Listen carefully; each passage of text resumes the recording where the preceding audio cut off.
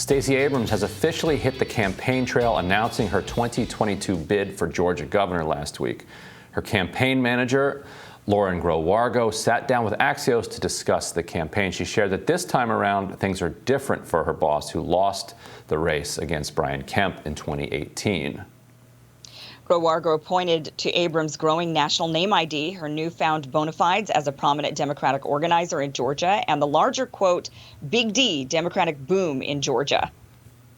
Joining us now to take us further inside Abrams' decision to run and tell us more about her strategy is Sarah Riggs Amico. She ran as lieutenant governor with Abrams back in 2018 and then on her own for Senate in Georgia in 2020. She's also an executive chairwoman at Jack Cooper Investments and founder of Our American Dreams PAC. Thanks so much for being with us, Sarah. Thanks for having me. It's a really exciting time to be in Georgia politics. Yes, you said it. So obviously, Governor Kemp is in a more vulnerable position, from his own party. Trump holds him in such contempt, and he's going to be facing a primary challenge. So talk to us a little bit about the opening that this creates for Stacey Abrams. So sure, really, Governor Kemp is fighting on two fronts here in his efforts to be reelected.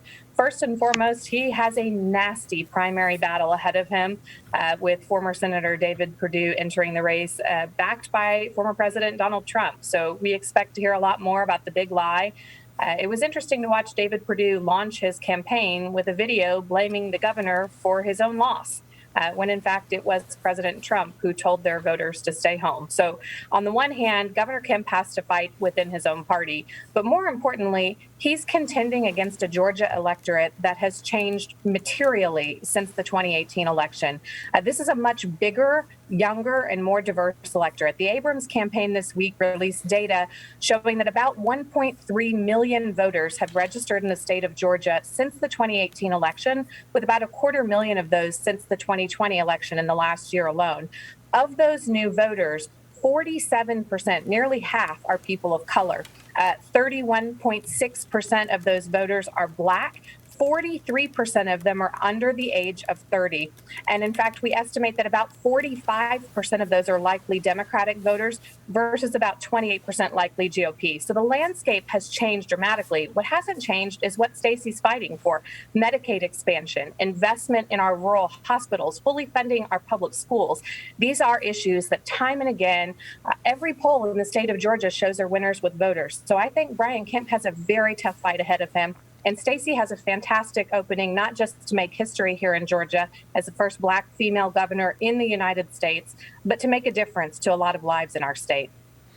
And Sarah, perhaps just as importantly almost, it feels like this announcement of her decision to run is a huge boon to Raphael Warnock, who will now have, that much more money. He already has a ton of money coming in nationally, but now, Abrams is going to be able to bring as much money as you could spend politically in Georgia in this race, plus her ability to organize grassroots voters and inspire people to get out to the polls, who will then also vote for Warnock. How many points do you think this is worth to Warnock? And did he go from kind of leaning likely to lose and leaning likely to win as a result of this? What's your kind of prognostication here? Well, both Senator Warnock and Stacey Abrams are formidable candidates in their own right. They are exceptional fundraisers in their own right. But what I love about it is that they are both also extraordinary advocates for voting rights, for bringing new voters into the electorate, and for fighting for those basic democratic institutions that aren't just good for Democrats here in Georgia. They're good for Republicans, for all voters, and for this country. So I think there is no question that the two of them together make an extremely powerful case for change in Georgia, in the governor's mansion. And I think they help one another. They're longtime friends. They're longtime voting rights activists and organizers, both of them. They have a unique and authentic connection with the voters in the state of Georgia that crosses, in my opinion, not just racial, socioeconomic boundaries, but potentially even partisan ones. This is a great team to have at the top of the ticket. Yeah. Well, some of Abrams' most principled detractors have long criticized her, though, for choosing not to verbally concede to then Secretary of State Kemp during her final campaign speech in 2018. Here's how Abrams defended herself to Rachel Maddow on MSNBC last week. Stepping back now a few years out of that and seeing what's happened both in Georgia and around the country around the issues of fairness in elections, how do you feel about that now, looking back at it, and how do you want people to understand how that dynamic affected the race the first time? In 2018, I'd spent more than a year traveling the state, but I'd also spent 10 years, 11 years in the state legislature, and I'd been working on voting rights since I was 17.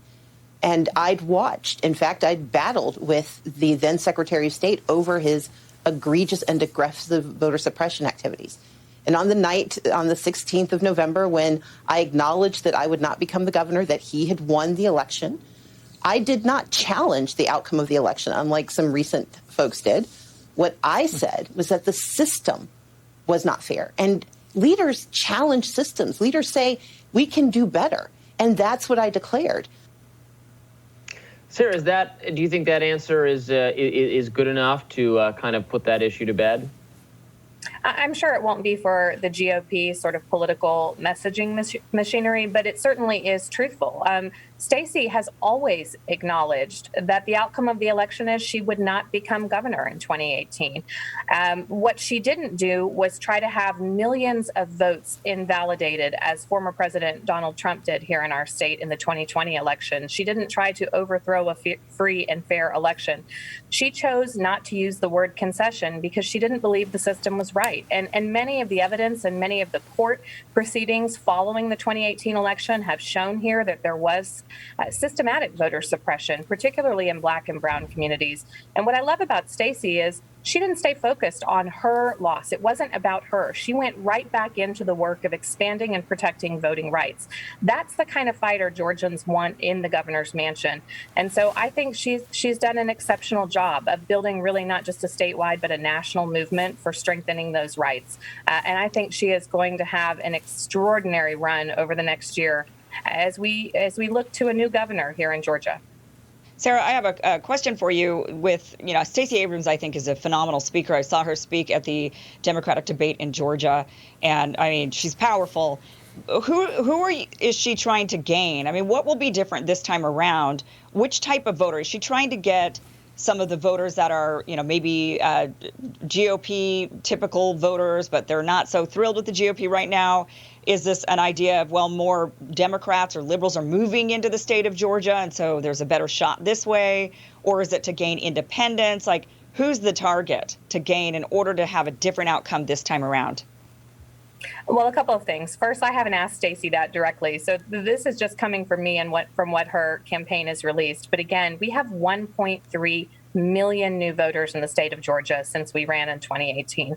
And of those, we think about 45% are likely to be Democratic voters. So 47% people of color, 31.6% Black voters, and 43% are under the age of 30. So these are demographics that skew very heavily towards the Democrats. And 250,000 of those new voters, by the way, have registered just in the last year alone. So number one, she's looking at a landscape that's considerably friendlier to Democrats, as we saw in the 2020 election and the 2021 Senate runoffs here in Georgia. But number two, I think she is looking to turn out Democratic voters who feel like they have not had a voice in the Kemp administration, who are tired of seeing our schools chronically underfunded, who are devastated to watch more than 25,000 Georgians die of COVID-19, as our governor did virtually nothing to encourage common sense public health policies like masking and vaccination, who reopened our economy far too soon. And inevitably, that cost lives. So I think she's running on a strong message